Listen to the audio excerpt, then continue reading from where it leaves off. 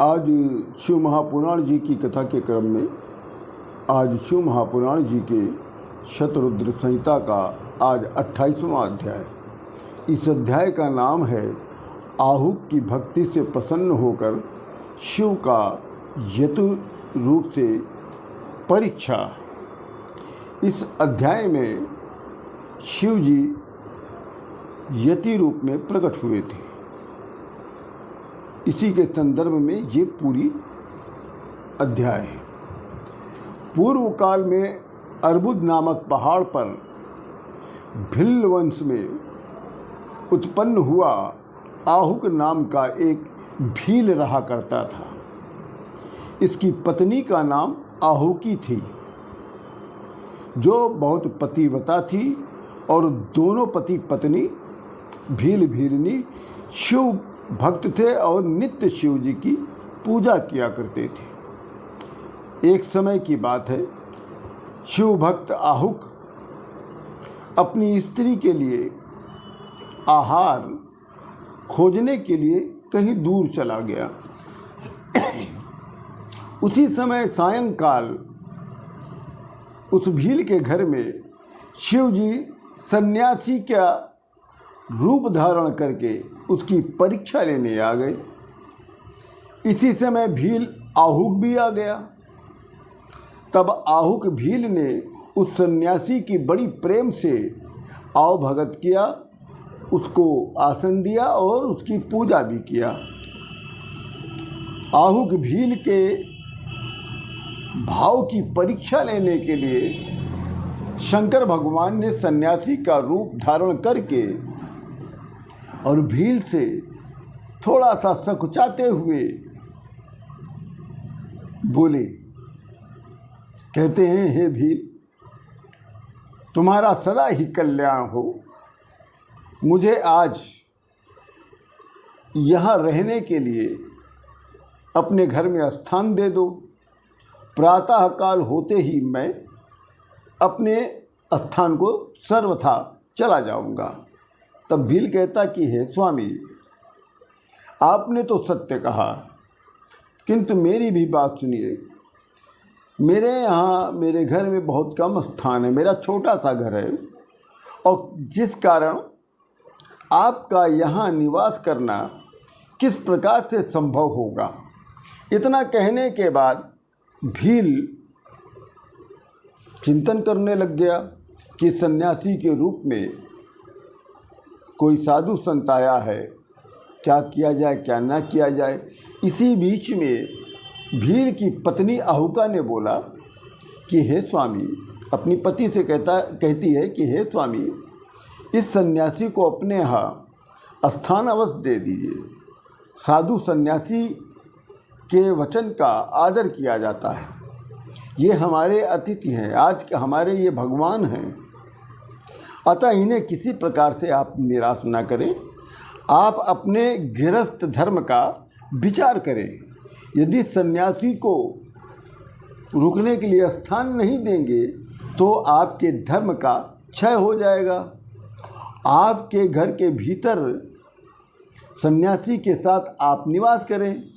आप और ये सन्यासी दोनों लोग घर में निवास करें, और मैं सारे शास्त्रार्थ के साथ मैं बाहर निवास कर लूँगी। भील अपनी पत्नी की धर्मयुक्त कल्याणकारी वचनों को सुनकर भील स्वतः विचार करने लग गया कि स्त्री को बाहर रखकर मेरा घर में सन्यासी के साथ रहना उचित प्रतीत नहीं होता, और इस यति का सायंकाल में अन्यत्र जाना भी मेरे लिए पाप ही होगा। गृहस्थ के लिए ये दोनों बातें उचित नहीं हैं। अतः जो होनहार है वो तो होगा ही होगा। इसलिए अब मैं ये निर्णय करता हूँ कि मैं बाहर ही रहूँगा। तदोपरांत आहुक भील ने सन्यासी और अपनी पत्नी आहुका को अंदर रहने के लिए बोल दिया, और स्वयं अपने अस्त्रों को साथ लेकर बाहर ही निवास करने लग गया। रात्रि में आहुक भील को हिंसक जानवरों ने सताना शुरू कर दिया। भील हिंसक जानवरों से अपनी रक्षा करने लगा, पर हिंसक जानवर उस भील को मार डाले। प्रातःकाल जब सन्यासी उठता है और बाहर जाता है तो हिंसक जंतुओं से भक्षित उस भील को देखता है तो सन्यासी को बहुत दुख होता है। सन्यासी को दुखी देखकर भील की पत्नी अहुका बोलती है कि हे सन्यासी, आप क्यों दुखी हो रहे हैं?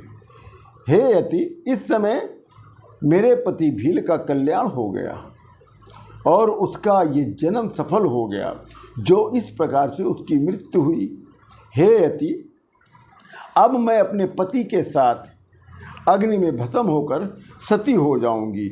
यही स्त्रियों का धर्म भी है। इतना कहकर अतः शीघ्र ही हे सन्यासी देवता, आप मेरे लिए एक चिता तैयार करवा दीजिए।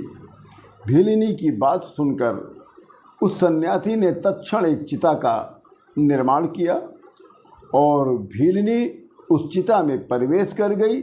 तत्क्षण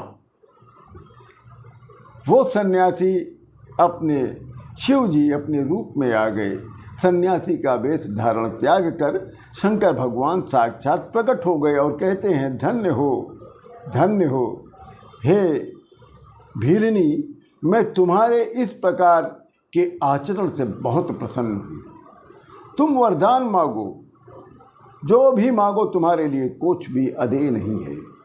भगवान शिव जी के वचन सुनकर और भगवान शिव जी को साक्षात देखकर भीलिनी अति प्रसन्न हुई और कहती है कि हे शंकर भगवान, आपकी सदा ही जय हो। तब शंकर भगवान फिर कहते हैं कि हे भीलिनी, ये मेरा यति सन्यासी रूप अगले जन्म में हंस होगा और तुम दोनों पति पत्नियों का संयोग कराएगा। तुम्हारा पति निषद नगर के राजा वीरसेन का महाप्रतापी नल नाम के पुत्र के रूप में ये जन्म लेंगे और तुम विदर्भ नगर में भीमराज की पुत्री के रूप में दमयंती नाम से तुम्हारा भी जन्म होगा। तब तुम दोनों बहुत काल तक राज्य का सुख भोगोगी और फिर दुर्लभ मुक्ति को प्राप्त करोगे। इतना कहकर शिव जी लिंग रूप में स्थित हो गए और तब ये शिवलिंग अचलेश शिवलिंग के नाम से विख्यात हो गया। तदोपरांत आहुक भील निषद नगर में वीरसेन का पुत्र नल के नाम से वो राजा हुआ और उसकी पत्नी आहुका विदर्भ नगर के राजा भीमसेन की दमयंती के पुत्र के रूप में उसने वहाँ जन्म ले लिया। पूर्व काल में भील भीलिनी के द्वारा किए गए सत्कार के प्रभाव से प्रसन्न हुए शिव जी हंस रूप धारण करके दोनों को महान सुख प्रदान किया। इसी के साथ शिव महापुराण जी के शतरुद्र संहिता का ये 28वां अध्याय समाप्त होता है। आप सभी लोगों को राम राम।